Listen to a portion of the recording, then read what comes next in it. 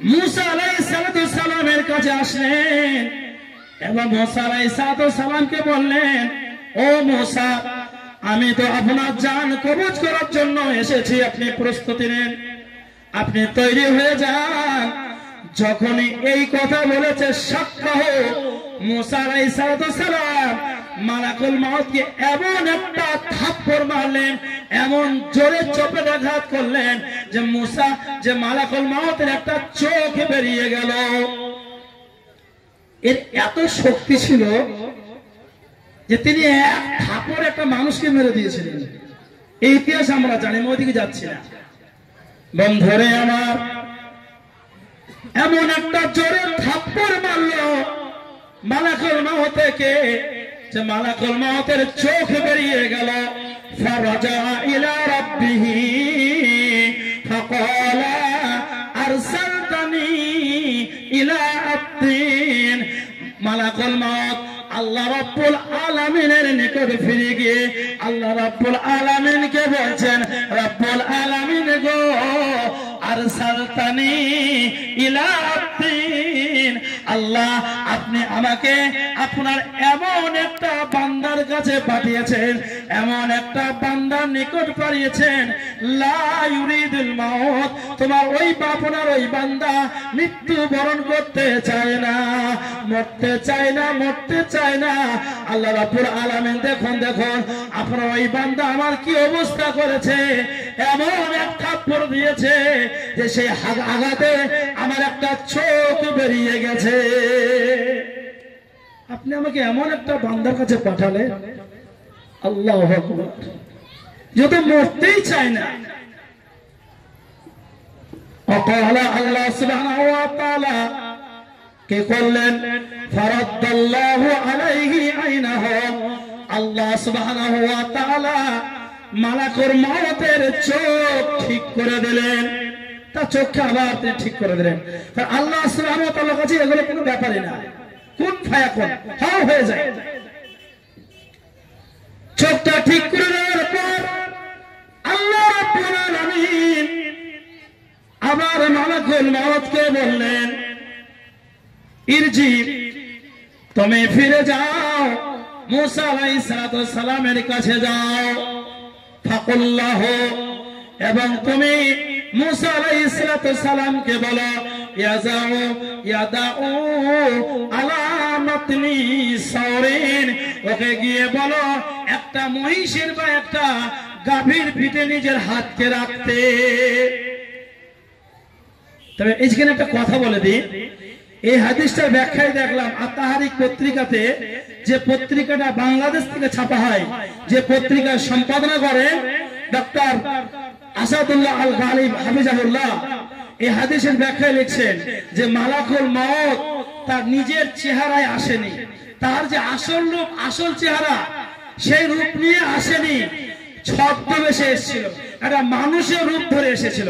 এখন মানুষের রূপ ধরে গিয়ে যখন মুসা আলাইহিস সালামকে বলেছে যে আমি তোমার জান কবজ করতে এসেছি, অটোমেটিক রাগ হওয়ার কথাটা বলে কি রে, এই আমার জান কবজ করে মেরেছে এক থাপ্পড়। কিন্তু এরপরে যখন আসলো তখন নিজের রূপ ধরে আসলো।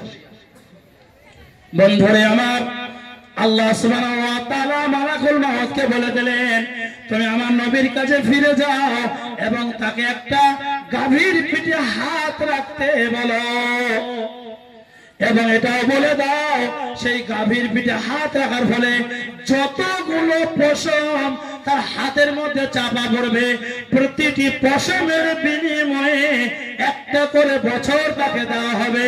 যদি হাতের মধ্যে 1000 পশম চাপা পড়ে, 2000 পশম যদি চাপা পড়ে, তাকে প্রতিটি পশমের বিনিময়ে একটা করে কি দেওয়া হবে, একটা করে বছর দেওয়া হবে। অর্থাৎ 2000 পশম চাপা পড়লে 2000 বছর তাকে দেওয়া হবে। যখন মালাকুল মউত এই কথা এসে মুসা আলাইহিস সালামকে বললেন, তখন মুসা আলাইহিস সালাম বললেন, এ রব্বি সুম্মা মাযা, তারপর কি হবে? আল্লাহ সুবহানাহু ওয়া তাআলা বললেন, সুম্মাল মাউত, তারপরে তোমার মরণ হবে। মুসা আলাইহিস সালাম বললেন, ফাল আন, তাহলে আর দেরি কেন, আর দেরি নাই, এখনই আমার মৃত্যু হোক। মরণই যখন আমার হবে তাহলে এখনই আমার মরণ হোক। বন্ধুরে আমার, সেজন্য বলছি মৃত্যুর হাত থেকে কেউ নাজাত পাবেন। আল্লাহু আকবার। এখনো তো আমি দানের দিকে যাইনি। দেখুন মেয়েদের দান, এর মধ্যে আমি পেয়ে গেছি 20,710 টাকা। 20,710 টাকা আমার মা ও বোনদের তরফ থেকে পেয়েছি, কিন্তু এখনো সোনার অলংকার পাইনি। ইনশাআল্লাহ ওটা পাবো, এখন ওইদিকে যাইনি তো, শুধু হাদিসটা শেষ করে নিলাম। তো বন্ধু আমার, ভাবছি আমার ভাইরা আমার, এই মৃত্যুর হাত থেকে কেউ নাজাত পায়নি, আর কিয়ামত পর্যন্ত কেউ পাবে না। অতএব মৃত্যুর আগে আমাদেরকে অনেক ভালো কাজ করতে হবে, সব আমল করতে হবে। তার মধ্যে একটা আমলের কথা আজকে আপনাদেরকে বলছি, আপনারা পালন করতে রাজি আছেন? একটা আমল আজকে, একটা সৎ আমল। হাত তুলুন যে ঠিক আছে। আজকে আমি কোরআনের আয়াত দিয়ে আপনাদেরকে বোঝাবো ইনশাআল্লাহ। নিজের মন গড়া কোনো কথা বলবো না, এখানে অনেকে রেকর্ডিং হচ্ছে। আমি দলিল ভিত্তিক কথা বলবো ইনশাআল্লাহ। বলুন যে হ্যাঁ ঠিক আছে, আমরা আজকে একটা কোরআনের আয়াতের মধ্যে আমল করবো। কে কে রাজি আছেন হাত তুলে দেখান তো একটু। আল্লাহু আকবার। আর কেউই হাত তুলে না, কি না কথা বলবে? হ্যাঁ, নেক আমল করব, সৎ আমল করব। আল্লাহ সুবহানাহু ওয়া তাআলা কোরআনের অনেক জায়গায় বলেছেন যে তোমরা নেক আমল করো, তোমরা সৎ আমল করো। তাহলে আমরা নেক আমল করতে প্রস্তুত নই। এত মানুষ রয়েছে, তার মধ্যে দেখলাম 10-20টা হাত উঠেছে। বন্ধুরে আমার, আল্লাহ সুবহানাহু ওয়া তাআলা বলেন সূরা মুনাফিকুন আয়াত নাম্বার 10, বিসমিল্লাহির রহমানির রহিম, ওয়ানফিকু মিম্মা রাযাকনাকুম মিন ক্বাবলি আন ইয়াতিয়া আহাদাকুমুল মাউত। একটা সৎ আমলের কথা বলবো। এই আমল যদি